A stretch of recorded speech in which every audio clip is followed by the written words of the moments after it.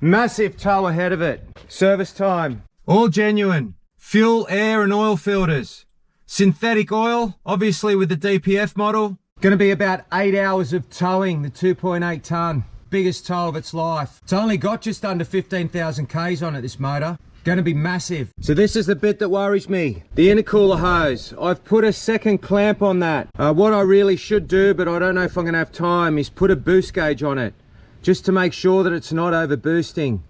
There could be a lazy actuator in the turbo doing that. But I'm just hoping that it was just a loose hose clamp and the two of them together will hold it in place. Or maybe it's just a faulty hose. I really do miss the 79. So during lockdown, I didn't really miss it. But the new one, I do have an update on that. I'll mention that shortly. The lockdowns have lifted. We're back out and about and doing a lot of towing with the Fortuner. Ended up getting the Anderson plug-in. Put a piggyback double on the back of it. Massive fuse. There's also a huge amount of work to do on Bullet Truck.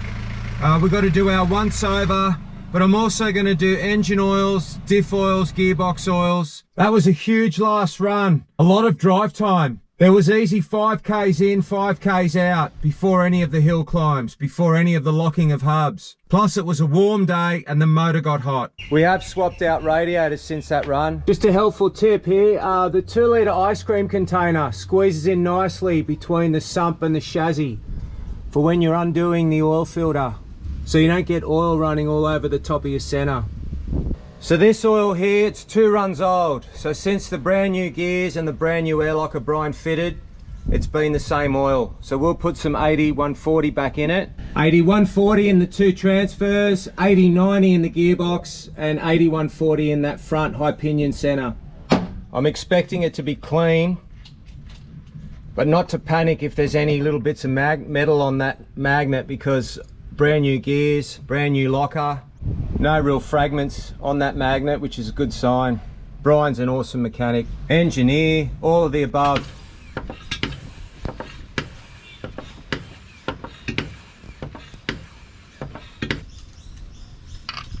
Again, so grateful to have Penrite Oils on board Team Bullet. I wouldn't be able to just do oil changes like this every couple of runs without them. We'll do a fuel filter replacement, but we'll replace the primer pump as well, fit it in as one unit. We use the 1550 in the motor, the semi-synthetic. We're not going to be doing any of that work on the garage floor today. We've got all this expensive cedar that we're going to be putting in under the entrance here. And what about this for a collection? An LN60 4Runner, an LN106 dual cab, and then the Bullet on a trailer. And that's where we serviced it. Yeah, I mentioned I'd share the update that I got on my 79. And my dealer, he's told me this time that I won't be getting it pre-Christmas. It will be early next year, so it'll be early 2022, which at this point in time really doesn't stress me out anymore. We're very close to Christmas. Everyone shuts down early January. We've worked out with Solve, the people that are doing the portals, all our accessories. Lovell front coils, Tough Dog rear springs, Fox shocks. We're going with a 35, 12.5, 17. BF Goodrich KM3, and obviously the Marks handbrake, the transmission handbrake. Now the portals are booked in for early March and the tipper straight away after. This next little part of the story was a little bit to and fro. So Tip Top will not now do a tipper tray on a factory aluminium tray, whether it be Isuzu, Toyota, Ford. It doesn't happen. I've had to take the tray off my contract with Toyota, so it will be coming cab chassis, no tray. And Tip Top are now going to be building me a tipper tray using one of their custom trays. Here it is pictured here. So it's going to be a busy start of the year next year, but I'm very excited and looking forward to it. Where have we seen these shenanigans before, I ask you? Easy. The other interesting fact, Rob at Chip Tuning, good friend of mine, he just got a brand new 79 series in to remap. And apparently the ECU is a little bit different in the very model that we're in right now. And we wonder if that's because they've had to change a particular chip with the vehicles in Japan, Toyota. That's going to be an interesting one.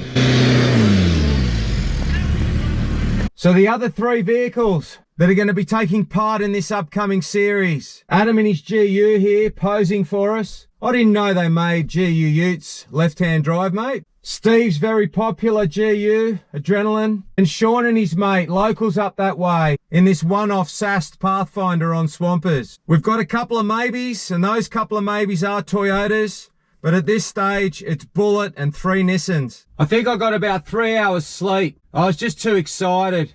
We were leaving this morning. Something the day before didn't feel right in the steering. It felt a bit clunky. It was still easy with the high steer. But I drove it up and around the block to, before I put on the trailer to warm up the gear oil so that I could drain them. Thought I'd better put a spanner on these parts, and luckily we did. So on closer inspection, the steering did have a lot of play in it, and it was due to the tie rod ends. So they were all loose. So we had to remove the split pins, nip them back up, put the split pins back on. The top of the high steer arms, they were all a little bit loose. So, you know, with the conventional steering, it had its gremlins. With this high steer stuff, I feel like I'm going to have to keep an eye on it. So this is 2 runs. I'm pretty sure I nipped up all the high steer arms after the first run. So most of this stuff's come loose from that big Weenie Creek run we did. But I really feel like we've dodged a bullet here. Speaking of tie rod ends, so we found a guy down in Victoria called Quad Squad. And he was able to help me. He's probably the only bloke that I spoke to that could help me with tie rod ends for the Phoenix. So that's pretty cool. Cool sticker too. Everything's on and secure. The kids' bikes are on. Just to throw a spanner in the works, I'm taking Nicholas's TDR 90 up. I think I've got it sorted. So at least it can be up there with the other bikes. I want it to be a surprise, but I think he's going to see. We're going to stop probably a dozen times to check ropes and straps. How's your trip going, kids? Good. Good? Nice one. We're at the halfway house and they haven't even been out of the car, which means he hasn't noticed the surprise. So it's still a surprise. I can't believe it. Uh-oh, he wants to come out and have a little walk. You want to have a stretch? Okay, we'll just stay on this side, all right? There's lots of big trucks on the other side. We'll stay on this side of the trailer. We made it and he hasn't seen it. That's right. What? Nothing. What's on the trailer?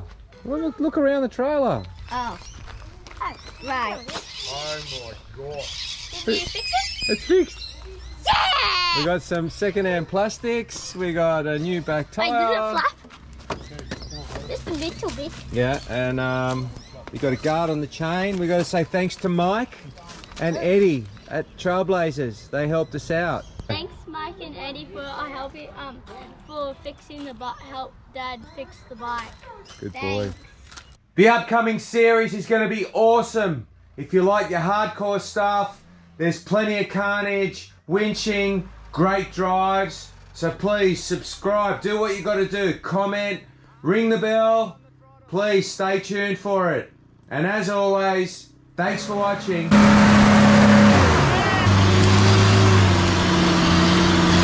Going to take a big line.